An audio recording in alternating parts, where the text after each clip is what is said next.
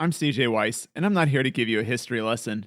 Instead, I'll spin a tale, exploring humanity's saga through pairs of individuals connected by the ends and beginnings of their lives. Each season, I'll start the first episode with a person born around the turn of the first century, covering their story and the influences that shaped them from the year of their birth to the year of their death. Each subsequent episode picks up right where the last one ended, with the birth of our next feature figure.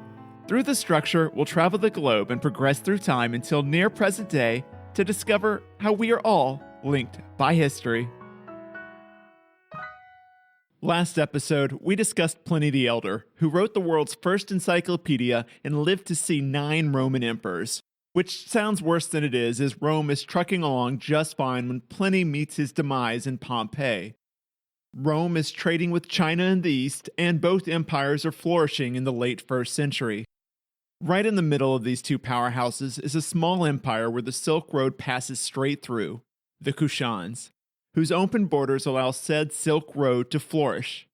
This burgeoning power occupies territory where Afghanistan, Turkmenistan, and Uzbekistan's modern borders meet.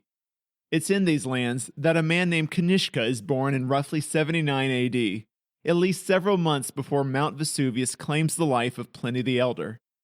I say roughly because timeframes are sketchy when it comes to the Kushan. Every historical record about them that survived is either a second-hand account or inferred via archaeological findings. So take all of these dates with a grain of salt or 2 or 5,000, and we'll stick to Kanishka's life and how his exploits led to historians bequeathing on him their favorite title, the Great.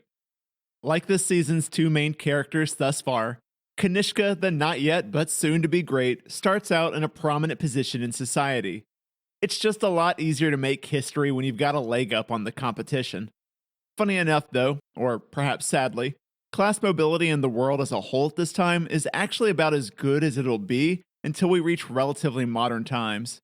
Commoners in Rome, Han China, and the Kushan all had the possibility of making it. Way better than, say, during the centuries of serfdom that peasants would later endure while living in medieval Europe. Unlike Pliny and Wang Mang, Kanishka is born into a nascent empire just a few decades old. Before his birth, his great-grandfather had unified a semi-nomadic band of tribes that had originally descended from the areas of Ukraine or Siberia. These tribes were herdsmen, following nature's food trail as they slowly migrated southeast over the centuries until semi-settling down in the lands northwest of China about 200 years before Kanishka's birth. The Xiongnu, that ever-present thorn in the side of Han China to their north, expands west when they can't expand south because of that thriving Chinese empire. They aggressively drive out Kanishka's ancestors, and his people hit the road again. They eventually find a new grazing land for their sheep, goats, and other pastoral animals and settle more permanently in the region between the northwest Hindu Kush Mountains and the Amu Darya River that runs along the western border of Uzbekistan. This area equates to modern-day northern Afghanistan, and while you might understandably conjure up images of deserts and mountains, this was some of the most arable land in the region 2,000 years ago. Gradual climate changes in the past few centuries of human activity such as deforestation have not been kind to the environment. Back in the region's fertile days, it was known as Bactria, a holy land of sorts for the ancient Zoroastrian faith that originated in Persia at least 700 years before Kanishka's birth and maybe as many as 1,500 years prior. For those who haven't heard of Zoroastrianism, I'm certainly not going to cover an entire religion here, but you should at least know it's the world's oldest surviving monotheistic faith, with as many as 100,000 followers today. Not a lot, but hey, longevity counts for something. So, Bactria, where Kanishka's ancestors settled. The Achaemenid Empire, the one the Greeks fought in the semi-historical movie The 300, used to send captured Greeks to these lands. Not long after, Alexander the Great stretched the eastern border of his empire here, bringing more Greek culture to the area. By the time the pre-Kushan tribes claimed these lands as their home, Greek influence has been shaping civilization here for 300 years. None of that is super important yet, but when Kanishka establishes the Kushan Empire as a Silk Road hub, you better believe these multicultural elements allow the young empire to flourish. They also influence Kanishka as a person and a ruler. Fast forward to Kanishka's great-granddad. Around the middle of the 1st century, he orchestrates the formation of a confederation from these semi-nomadic pastoralist tribes. Via diplomacy and strong-arming, he unites all of these people under his rule, promising a lot and delivering on said promises. The confederation's combined might ousts all of the small foreign kingdoms in or around Bactria, claiming the land they've merely been living on as their sovereign domain. His 2 successors, the grandfather and father of Kanishka, start acting less like they oversee a confederation and more like they run an empire. They send ambassadors to the Eastern Han and establish themselves as a Central Asian trading hub, growing extremely rich according to one Chinese historian at the time. They expand out from there, basically conquering low-hanging fruit and building an empire on the ruins of Alexander the Great's regional successors. Imagine these ancient cities in a state of disrepair, but with good bones ready for a people to rejuvenate them. The Kushans are those people. Shortly before Kanishka is born, they add to their existing copper and silver currency coins made of gold, acquired through trade with Rome. Both Hindu and Buddhist symbols are printed on these, and we see the first physical proof of Kushan's multicultural elements. These are people who, over the course of 20 generations, move from north of the Black Sea to China to Central Asia, intermarrying with various locals along the way, and it seems fitting that it's them who come to straddle both Persia and India. This background means tolerance will play a key role in their continued expansion. With ambassadors stretching to the western and eastern ends of the known world, the Kushan are making a name for themselves. They set their experienced army on protecting the Silk Road, allowing the exchange of silk, spices, wines, gold, art, and slaves. Also, ideas. Ideas are big. So is foreshadowing. This burgeoning empire is where Kanishka is born. He'll be the 4th son in a row to lead the empire, and like those rulers' multicultural backgrounds, this fortunate stability and succession lays the foundation for their upcoming rapid ascent. Kanishka was born in or close to modern-day Afghanistan, near the northeastern Pakistan border. A dozen scholars have pointed to a dozen locations, and I doubt we'll ever know the answer due to one simple fact. The Kushans maintained their semi-nomadic state even after rising to a world power. The ruling class moved capitals with the season, maintaining separate bases of power during spring, summer, and winter. Modern-day Peshawar in Pakistan housed them most often, but unlike presumptive heirs in Rome and China, Kanishka didn't grow up in a palace. He grew up just like the rest of us. Nah, kidding. He didn't grow up in a palace, he grew up in several. Despite his grandiose upbringing, this mobile residency leads to his witnessing the everyday comings and goings of much of his future domain. This affords him a better idea of how his subjects operated compared to most rulers. His mom was probably a princess from the Parthian Empire to the west, either a product of a political marriage or a component in a peace agreement. Parthia, at the time of Kanishka's birth, had made some political gains against Rome by claiming the right to decree the king of Armenia, which was a buffer state of sorts between the two empires. This gain was recent, though, and the Parthian Empire still felt uncertainty over their future with Rome. Additionally, Kushan's rise meant the ousting of troublesome nomadic tribes on Parthia's eastern border, which Parthia happily encouraged. Finally, Parthia decided it'd be nice if they held some claim to the throne in the Kushan lands. You know, just in case. While Kanishka's mother doesn't play a major role in his upbringing, at least to our knowledge, she does add to his worldly education. Parthia owes a significant portion of its power base to trade, primarily from the Silk Road that the Kushans have also started reaping the rewards of. Now, I should make clear that the Silk Road was never a single route like hopping on an interstate freeway. However, the majority of its numerous east-west routes pass through the small space between the Caspian Sea and the Persian Gulf, which Parthia controlled. There's still plenty of land east of that, so it seems plausible that early in Kanishka's life, he might have wondered how much wealthier his people would be if the Kushan controlled all the areas that fed into that confined landmass. Kanishka's education is mostly done as an only child. A potential brother doesn't enter the scene until much later in his life. Late enough he might have been his son. That said, half-siblings probably exist on his dad's side. Given the practice of polygamy among the ruling classes of the kingdoms and empires east, west, and south of the Kushans, and their propensity to chameleon local and regional customs, it's very likely that this practice is employed by Kushan rulers. Regardless, if these paternal siblings did exist, they will fail to play noteworthy roles. This family situation, coupled with a mobile upbringing, instills a strong independent spirit in the boy.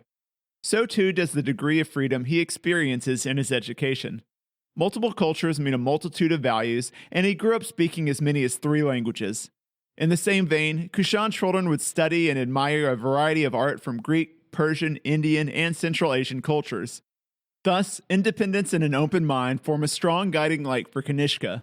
But art isn't his passion, nor is education, well, in the scholarly sense. Kanishka instead gravitated to a different sort of Kushan education, the military. The Kushan elite and many others all learn valuable skills of horse riding, archery, and various fighting methods from an early age.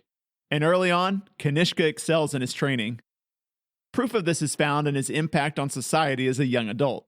Though he doesn't technically begin his rule until 127 AD at age 48, he's not without power or influence in the realm. Heir apparents in Kushan often took on a more active role compared to other monarchies, acting akin to a junior monarch.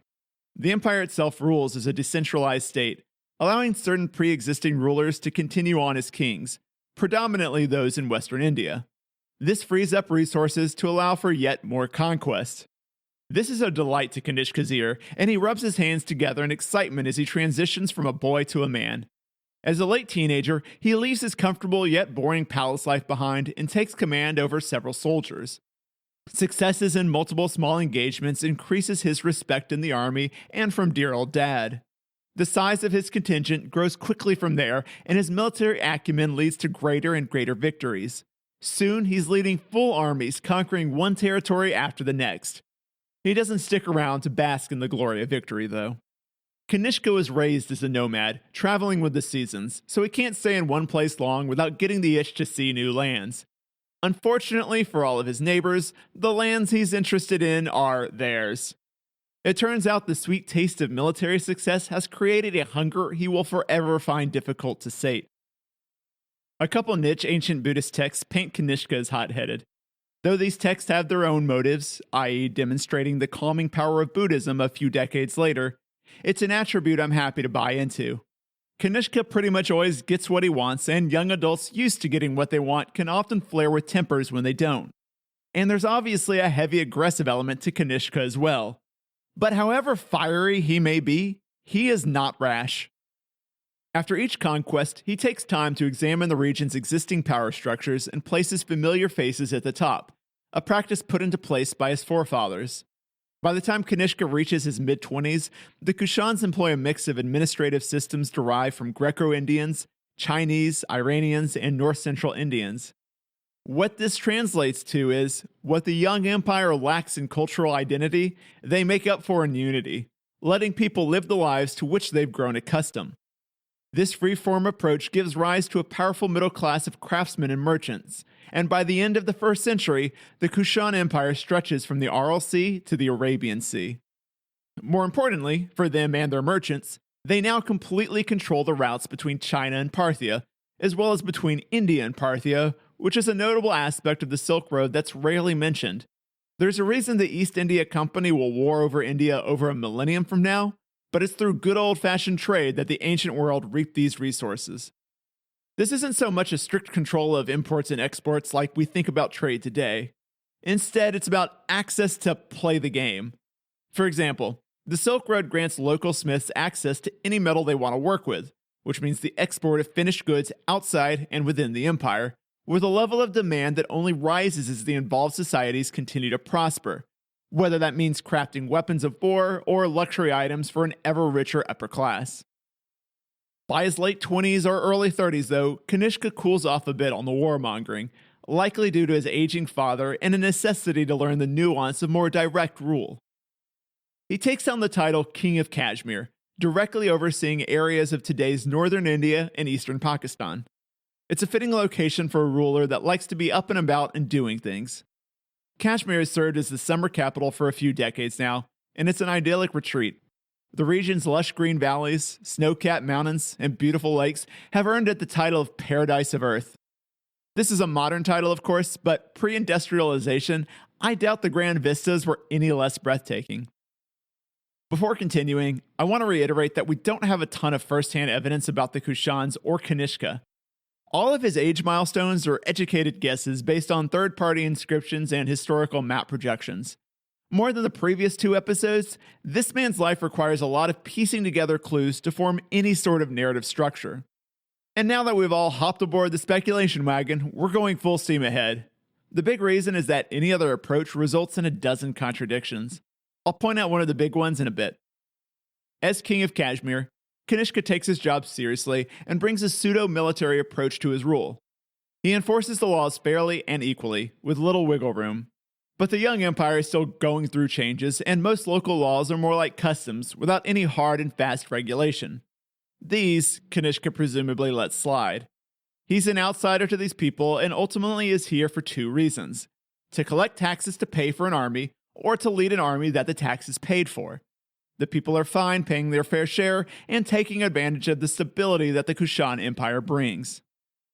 As his 15-year rule over a single, albeit large, kingdom continues, the worldly views he had developed as a child narrows. With the Kushans taking so much Indian territory and Kanishka directly ruling these people, he starts to see Greek influence as archaic. Unlike so many kings in history, he seeks to adapt to his subjects rather than adapt his subjects to him. Probably so he can tax and draft them without anyone throwing a fit, but hey, noble deeds have been done for less. His opportunity to leave his mark on the Kushan internal structure hits in 127 AD when his dad dies. Like his predecessor, Kanishka takes his son, one of perhaps many, under his wing as a junior co-ruler. Kanishka's the man in charge, but as we've seen before, heir apparents held significant power in the empire. What this heir actually does, though, is unclear. Any accomplishments are overshadowed by the giant that is Kanishka. We can assume, though, that the heir acted as his right arm, probably more in civil matters than military, given that the successor to Kanishka's reign will bring a marked period of peace. In the present, the 48-year-old Kanishka makes big changes after securing his succession line. He initiates administrative and currency reform that removes Greek prominence from the government.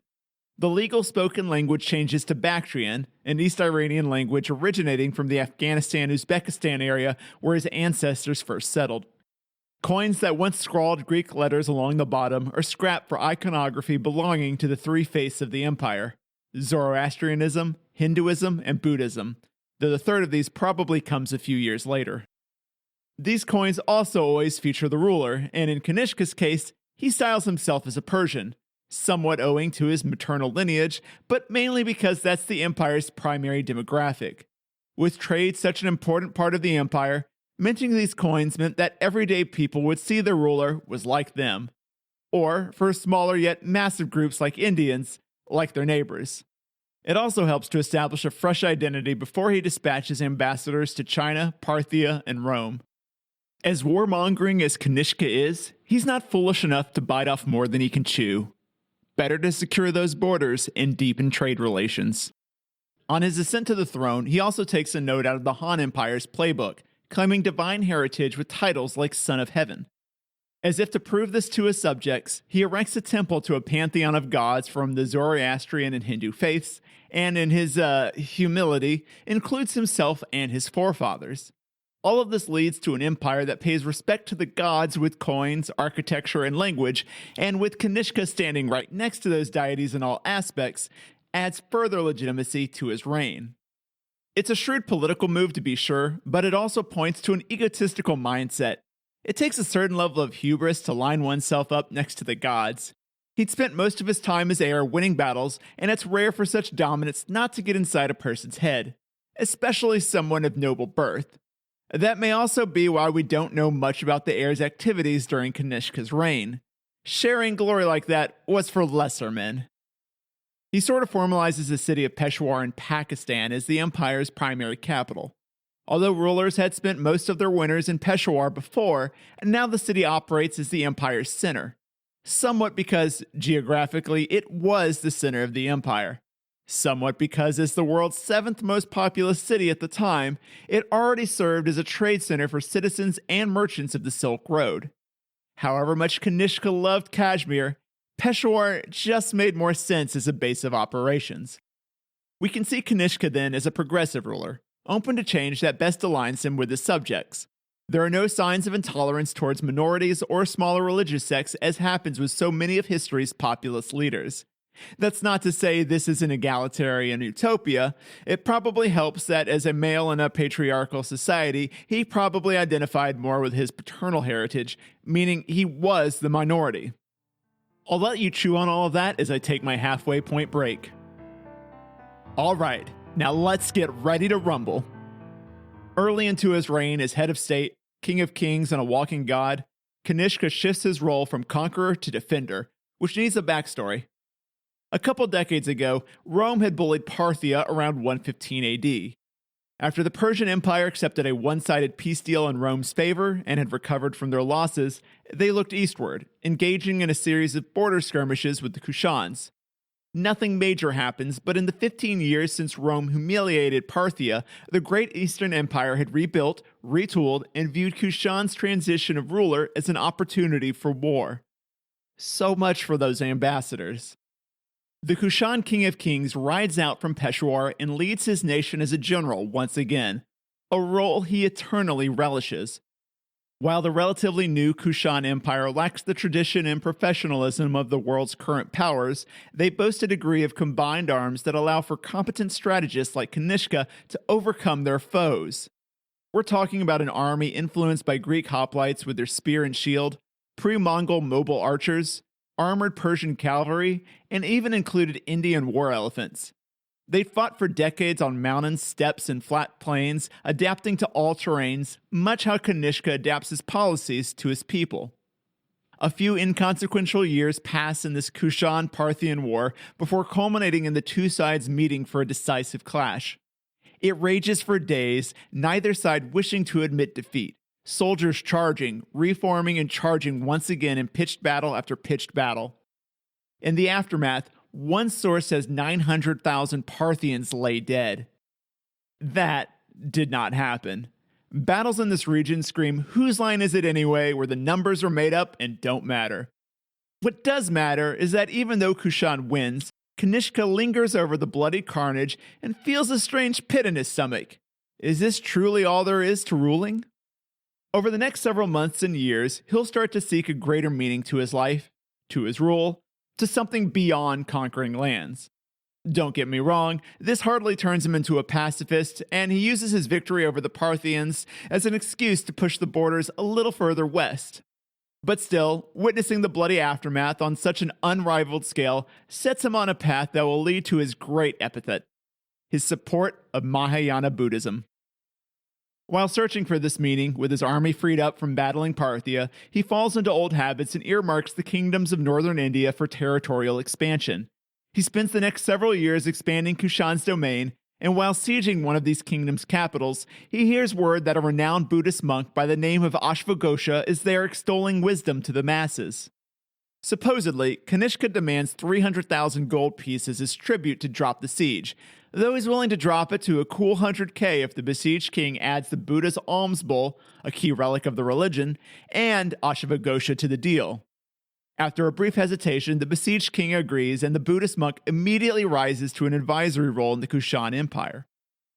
And yet another tale that certainly didn't happen but is super fun, Kanishka's advisors expressed disappointment that while 100,000 gold coins for the alms bowl tracked, giving up another 100,000 for one man made no sense.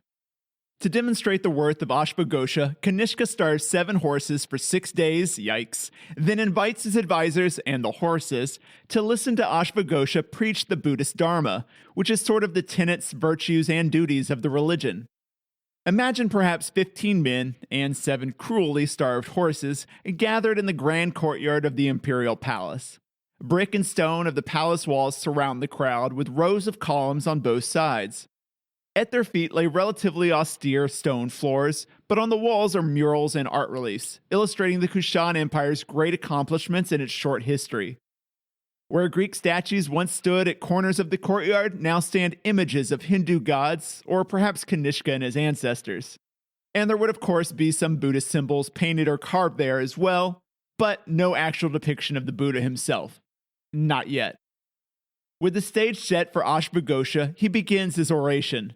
Servants finally deliver the famished horses some food, but like everyone else in attendance, the animals are so caught up with the Buddhist monk's revelations, they don't eat until after he finishes. The advisors all apologize to Kanishka for doubting the man's worth and praise his wisdom in bringing the monk into his inner circle. The truth of this story is irrelevant compared to its meaning. Ashvaghosha is revered both by Kushans and Buddhists as a generational talent. As Kanishka finishes solidifying his grasp on India between the Ganges River and the Himalayas, a task that will last him until the 10th year of his reign, he develops a close friendship with the Buddhist monk. This accelerates the religious and cultural changes already occurring in the empire. Buddhism is on the rise in India, and as usual, Kanishka happily follows the changing currents. A new position in the Kushan government is created explicitly for Ashvaghosha, whose chief responsibilities will be the planning and construction of Buddhist temples across the nation. After a decade of almost constant war, Kanishka has found his second calling. That said, he never converts to Buddhism. In fact, many of the temples that go up during his reign and are attributed to him are actually funded by rich elites paying for their construction. The most prominent of these structures is the stupa, a dome-shaped monument that houses sacred Buddhist relics and was meant for meditation and devotion. Paths often surrounded these structures so devotees might walk in contemplation. The largest of these, the Kanishka stupa, is estimated to have stood somewhere between 400 and 550 feet tall. While Kanishka's sometimes portrayal as a builder of the faith is overblown, he still deserves credit for fostering an environment of religious freedom where Buddhists, Hindus, and Zoroastrians can all practice indiscriminately. Why Buddhism flourishes at this time, particularly the nascent Mahayana branch, can largely be chalked up to a synergy between Kanishka's rule and the Mahayana's tenets, a perfect storm. A key evolution in the religion is the image of Buddha himself. As I alluded to earlier, up until now, Buddhism relies on symbology to depict the man. Two art schools, probably founded during Kanishka's reign or late in his father's, changed that tradition. In the Gandhara art school, near the Peshawar capital, artists sculpt the first human depiction of Buddha. They draw inspiration from Hellenistic art styles that are rather ubiquitous given the aforementioned Greek influence throughout the empire. However much Kanishka stripped Greek influence from the government, the respect for their culture was alive and well. These artists portray Buddha not as that happy fat man many of us are familiar with today, but with a lean naturalistic style, and this image starts to spread. Then, in the secondary capital of Mathura, a 3-hour car ride from Delhi today, this leads to paintings and murals that are influenced by their colleagues' depiction of Buddha. The more relatable image to associate with the religion piques people's curiosities, inviting them to listen to practitioners of Buddhism. Mahayana specifically differs from the other branches of Buddhism with its focus on communal nirvana, compassion, and a path to enlightenment for the layperson rather than just monks. So, commoners find a religion for the masses, and it's no surprise that these supporters happily spread the word via trade to and from distant empires. They want to talk about this great new religion that will make a better world for everyone. This focus on lifting up the downtrodden is not too dissimilar to how Christianity is gaining popularity over in the Roman Empire, especially in Syria and Anatolia.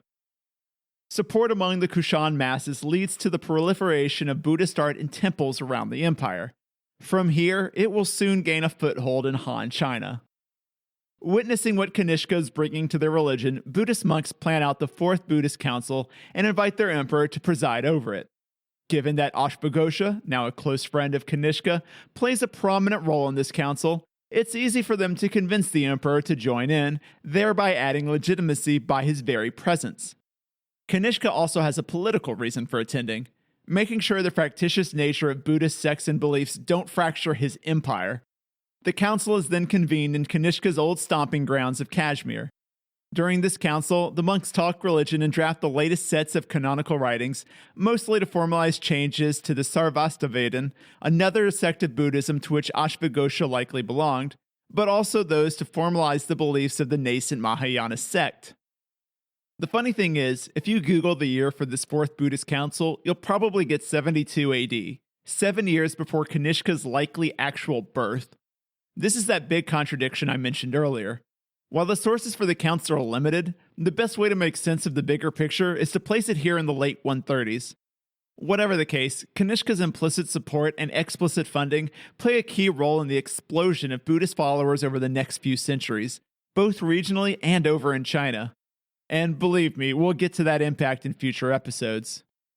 Now, although Kanishka's explicit funding did lead to iconic buildings like the aforementioned giant Kanishka stupa, financially he lagged behind wealthy Buddhist benefactors in the state. All combined, this is telling evidence about who Kanishka was as a person. The new administrative post bestowed on Ashvaghosha and the subsequent construction of temples didn't set the trend of constructing shrines, but followed them. And since our episodes aren't about nations or religions, but people, it's time to ask, if Kanishka never converted to Buddhism, why was he such a big supporter? Frankly, it helped him rule. Buddhism is one of the world's least violent religions, and the compassionate Mahayana branch further emphasized this belief. That doesn't necessarily mean they're pacified, but once Kanishka conquered a people, he gave them little reason to rebel. Evidence, admittedly a thing we lack in abundance here, suggests stability in the Kushan Empire during his reign without any significant internal unrest. While he's one of history's least ideological rulers, that doesn't mean he lacks for personality. His ambitions, nomadic upbringing, and the decentralized style of rule gives off a hint of a pre-Genghis Khan, though Kanishka never dared anger China, much less try to conquer them. However big he may have dreamed, he was driven by realistic goals. Yet despite this affinity for near-constant conflict, he demonstrated an intellectual side too. He paid a king's ransom, or more accurately, gave a king's discount, for the primo monk of his day, Ashvaghosha, and brought him into his inner circle. Similarly, he also invites numerous writers and scientists to his court and folds a few into his core advisory staff. Kanishka felt destined for greatness, but he never stops learning. His thirst for knowledge is eclipsed only by his hunger for land. The roots of these core traits are easiest to find in his upbringing. So, let's go back to the beginning. Although I stated earlier that Kanishka is the first son in a line of first sons to take the throne, I think that's what he wanted the world to think. After all, the main evidence for this comes from the creation of coinage that he oversaw. Then, we add in that the Kushan rulers were probably polygamous. Without any named queens or princesses making their way to us today, a plausible conclusion is that there was no primary wife. This is historically rare, but has happened, such as in the Ottoman and Mughal empires. Several wives meant several kids without a clear inheritance line. It wouldn't surprise me if Kanishka was actually chosen as the best heir from a batch of sons at the time his father took the throne. It might also explain why Kushan rulers lasted so long. Choosing an heir based on talent far surpasses the typical but myopic firstborn inheritance plan when it comes to stability and, well, everything. All of this is to say, as a boy, Kanishka might not have known he would one day rule his father's empire. Between growing up in multiple cities, having a Parthian mother, and ruling in Kashmir, it's easy to see how the worldly Kanishka developed a tolerant attitude to his people. Everyone contributed to a greater whole, and that greater whole fed an ambition that he could not sate. Whether that makes his supposed ego or hot-headedness more or less likely is up for interpretation, but he comes across as a little too perfect otherwise. He even handles his one diplomatic entanglement with China exceptionally well. Wishing to expand Kushan's sphere of influence in 140 AD, he eyes the Tarim Basin. It's a land that's nominally under China's domain, but is a western frontier for them, ruled by a small kingdom. Kanishka supports an exiled ruler of this kingdom and props him up on the throne. While that kingdom pays tribute to China, they're technically under Kushan rule. This is a big win for Kanishka.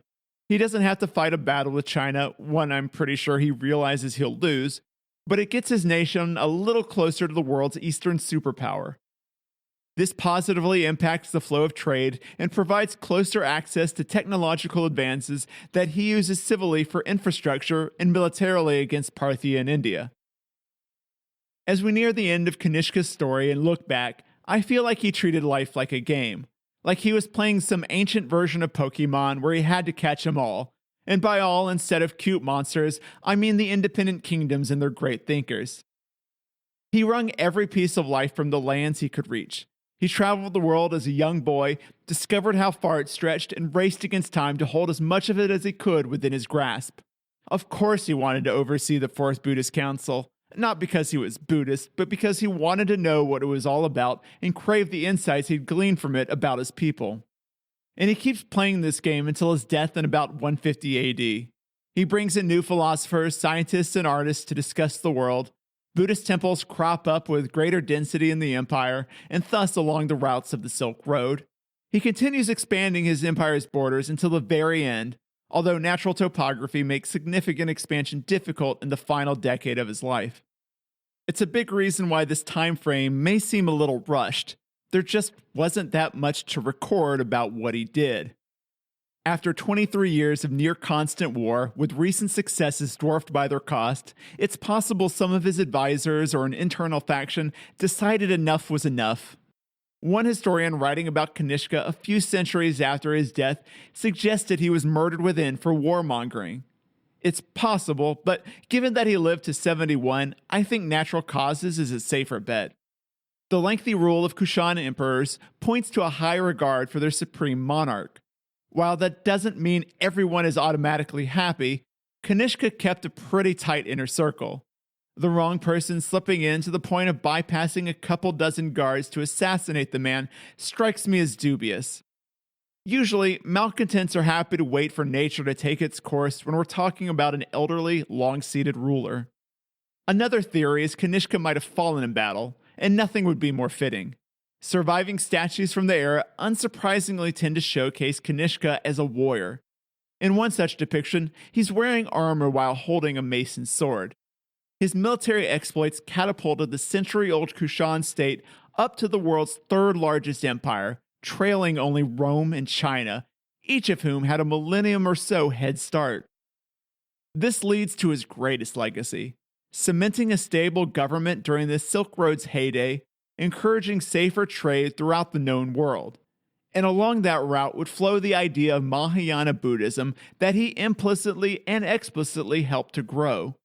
Today, that branch encompasses over half the world's Buddhists, and with approximately 250 million followers, it boasts as many worldwide adherents as Presbyterians, Lutherans, and Methodists combined.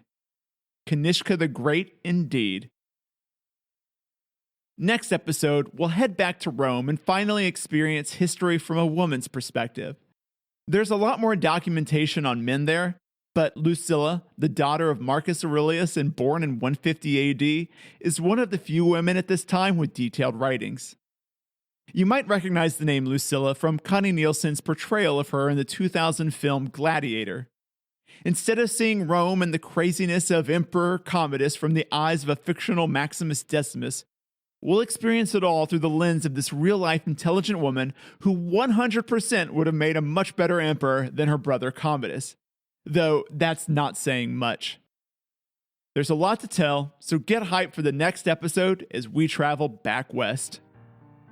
If you like this episode and want to hear more, the best thing you can do is rate the podcast wherever you're listening to it, then follow me to listen to future episodes. With your help, we'll turn history from a series of forgettable names, dates, and events into memorable stories that tell the saga of humanity on a truly personal level.